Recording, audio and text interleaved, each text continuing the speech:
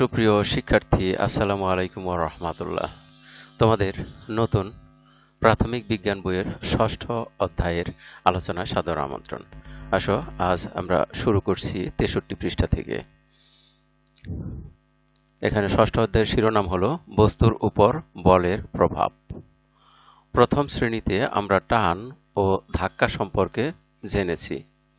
টান ও ধাক্কাই হলো বল প্রয়োগের দুটি উপায়। এখানে লক্ষ্য করো, পেছন থেকে এই ঠেলাগাড়িতে একজন ধাক্কা দিচ্ছে আর সামনে থেকে ঠেলাগাড়িতে একজন টানছে। তাহলে পেছন দিক থেকে ধাক্কা আর সামনের দিক থেকে টান, এই দুটি বল প্রয়োগ করা হচ্ছে এই ঠেলাগাড়িতে।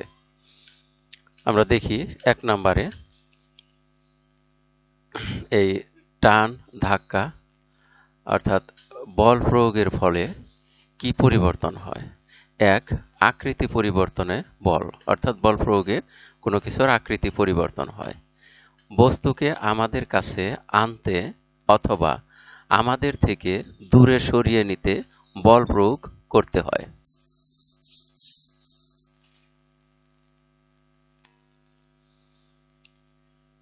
বল আর কি কি করতে পারে? একটি কাজ আছে এখানে, বস্তুর উপর বলের প্রভাব পর্যবেক্ষণ। যা প্রয়োজন: কাদামাটি, রাবার ব্যান্ড, প্লাস্টিকের স্কেল ইত্যাদি। যা করতে হবে তা হলো এই যে ছক, এই ছকটি দেখে আমরা করব। 1 নম্বর, নিচে দেখানো ছকের মতো একটি ছক তৈরি করি। আচ্ছা, ধরে নাও এই ছকটি আমরা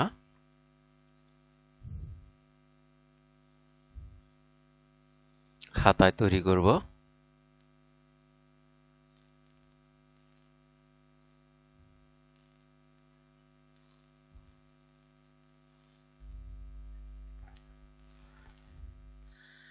এখন আমি যেহেতু কম্পিউটারে করতে পাচ্ছি, সুতরাং আমার জন্য এটি খুব সহজ। আমি এভাবে সহজেই করতে পারি। আর তোমরা এটা পেন্সিল দিয়ে, স্কেল দিয়ে দাগ টেনে টেনে এই ছকটা তৈরি করবে। তৈরি করার পর এগুলো লিখবে, এভাবেই লিখবে। লেখার পর এখন দেখো কি করতে হবে, আমরা বইয়ের দিকে দেখি। এখানে দেখো কাদামাটি কি করা হয়েছে।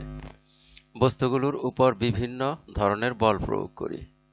এগুলোর আকৃতির কি ধরনের পরিবর্তন হয় তা পর্যবেক্ষণ করি। পর্যবেক্ষণগুলো ছকে লিখি। সহপাঠীদের সঙ্গে নিজের মতামত বিনিময় করি। এখন এখানে দেখো, এই ছবিতে কাদামাটি দিয়ে এটা করা হয়েছে, কাদামাটির উপর বল প্রয়োগ করা হয়েছে। আর এখানে ফিতাকে টান দিয়ে, অর্থাৎ প্লাস্টিকের, যেটা বলা হয়েছে প্লাস্টিকের ব্যান্ড, প্লাস্টিকের ব্যান্ডকে টান দিয়ে টান বল প্রয়োগ করা হচ্ছে। এখানে প্লাস্টিকের স্কেলকে বাঁকানোর চেষ্টা করা হয়েছে। আর এখানে কাগজ দিয়ে তৈরি রকেট তৈরি করে তাতে বল প্রয়োগ করা হবে ধাক্কা দেওয়ার, অর্থাৎ রকেটটি জুড়ে সজোরে ধাক্কা বা ঢিল দিতে হবে। আর এখানে দেখো পেন্সিলকে চোকানি দিয়ে ঘুরিয়ে ঘুরিয়ে পেঁচিয়ে পেঁচিয়ে চোকানো হচ্ছে। এখন দেখি এখানে কে কি বলছে। বল প্রয়োগের ফলে পদার্থের কি ধরনের পরিবর্তন হয়? মেয়েটি বলছে, কাদামাটিতে বল প্রয়োগ করলে কি হয় তা ভেবে দেখেছ? ফলাফল। এখানে ফলাফল দেখো কি বলছে। টান, ধাক্কা বা বাঁকানোর মাধ্যমে কাদামাটি, রাবার ব্যান্ড ও প্লাস্টিকের স্কেলে বল প্রয়োগ করলে এসব বস্তুর আকৃতির পরিবর্তন হয়। অনুরূপ বল প্রয়োগের মাধ্যমে কাগজ ভাঁজ করা এবং চোখা করে আকৃতির পরিবর্তন করা যায়। তাহলে আসো আমরা আগে ছকটি পূরণ করে নেই। ছকে প্রথমে কাদামাটির কথা বলা হয়েছে। কাদামাটি কি ধরনের বল তুমি প্রয়োগ করেছো? আমি কাদামাটিতে যে বলটা প্রয়োগ করা যায় সেটা হলো টান বা চাপ। এখানে টান বল যদি লিখি,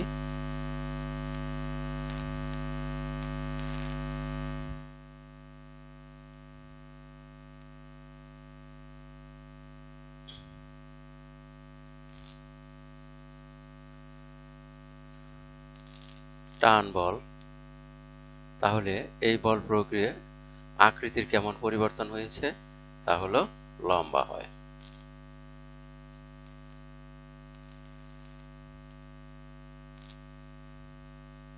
লম্বা হয়েছে, তোমরা এটা দেখতে পারো। কাদামাটি টান দিয়ে দেখবে এটা লম্বা হয়েছে। রাবার ব্যান্ড একই রকম, রাবার ব্যান্ডেও আমরা টান দেই,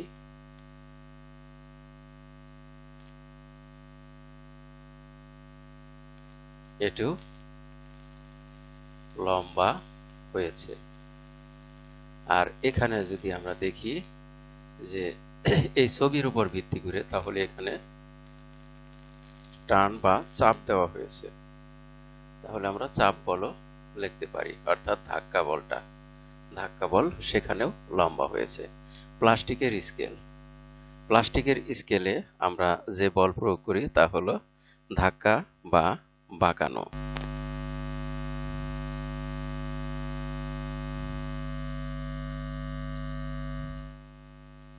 ধাক্কা বা বাঁকানো বল।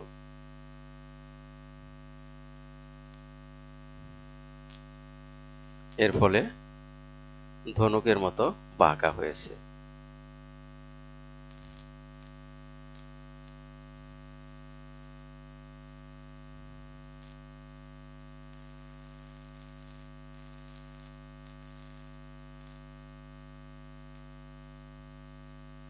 ধনুকের মতো বাঁকা হয়েছে।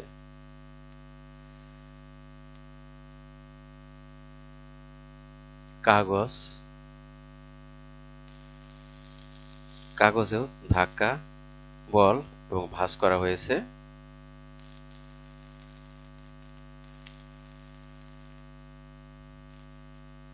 ধাক্কা বল ও ভাঁজ করা, আর এর ফলে যা হয়েছে তা হলো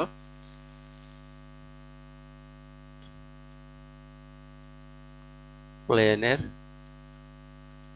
আকার ধারণ করেছে। আমরা আবার দেখে নিই, দেখো প্লেনের আকার ধারণ করেছে। ঠিক একই রকম পেন্সিলেরটা, এখানে ধাক্কা বল বা চাপ প্রয়োগ করা হয়েছে।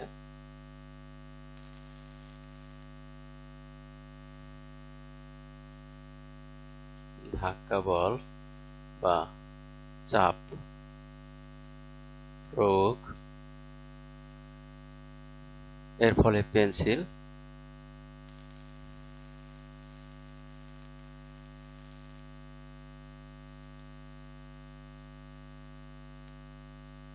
ছবিতে দেখো, এর ফলে পেন্সিল চুকানো হয়েছে।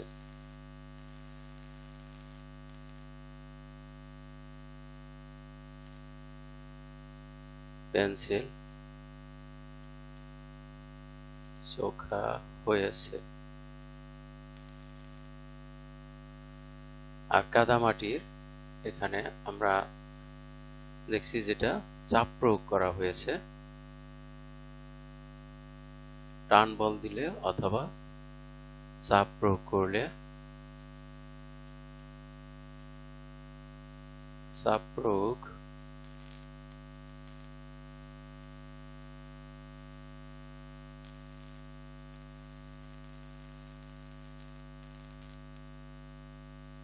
এর ফলে লম্বা হয়েছে।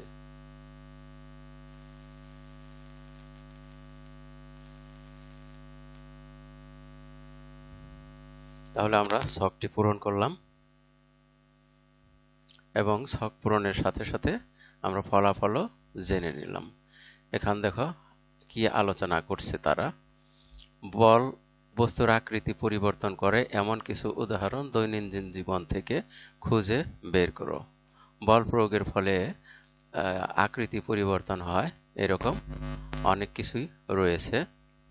যেমন আমরা তরকারি কাটি তখন তরকারির উপর চাপ প্রয়োগ করা হয়, যে কোনো সবজির উপর ধারালো দা দিয়ে চাপ প্রয়োগ করা হয় এবং সেই সবজিগুলো ছোট ছোট টুকরোতে পরিণত হয়ে যায়।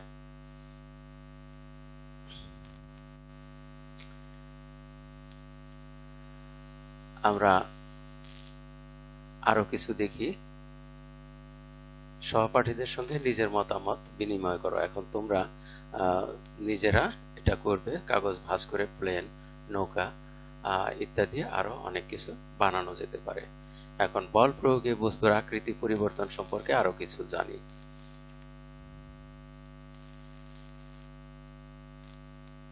পদার্থের আকৃতি পরিবর্তনে বলের প্রয়োজন। ধাক্কা, চাপ বা টান দিয়ে আমরা কাদামাটিকে নতুন আকৃতি দিতে পারি। রাবার ব্যান্ডকে টেনে আমরা এর আকৃতি পরিবর্তন করি। প্লাস্টিকের স্কেলকে বাঁকালে এটা অনেকটা ধনুকের আকৃতি লাভ করে। বল সরিয়ে নিলে অনেক বস্তু তার আসল আকৃতিতে ফিরে যায়, যেমন প্লাস্টিকের স্কেল, রাবার ব্যান্ড। অনেক বস্তু বল সরিয়ে নেওয়ার পরও আসল আকৃতিতে ফিরে যায় না, যেমন কাদামাটি। বাস্তব জীবনে বিভিন্ন বস্তুতে বলের সাহায্যে আকৃতি পরিবর্তন করা হয়। যেমন মশলা বাটার জন্য শিল পাটার সাহায্যে বল প্রয়োগ করা হয় এবং এতে মশলার আকৃতি পরিবর্তন হয়। মাটির তৈজসপত্র যেমন প্লেট, গ্লাস এবং কাঠের আসবাবপত্র তৈরিতে বলের প্রয়োজন। কামারের দোকানে গরম লোহার পাতের উপর যথেষ্ট পরিমাণ বল প্রয়োগ করে ছুরি, কাঁচি, কোদাল তৈরি করা হয়। সেতুর মতো কাঠামো তৈরি করার জন্য স্টিলের লম্বা পাতকে বল প্রয়োগের মাধ্যমে বাঁকানো হয়। ধাতব তারের উপর বল প্রয়োগ করে সেটি বাঁকিয়ে নানা রকম গয়না তৈরি করা হয়। বল প্রয়োগ করে কাগজের টুকরো ভাঁজ করে বিমান, নৌকা, ফুল সহ বিভিন্ন আকৃতি তৈরি করা যায়।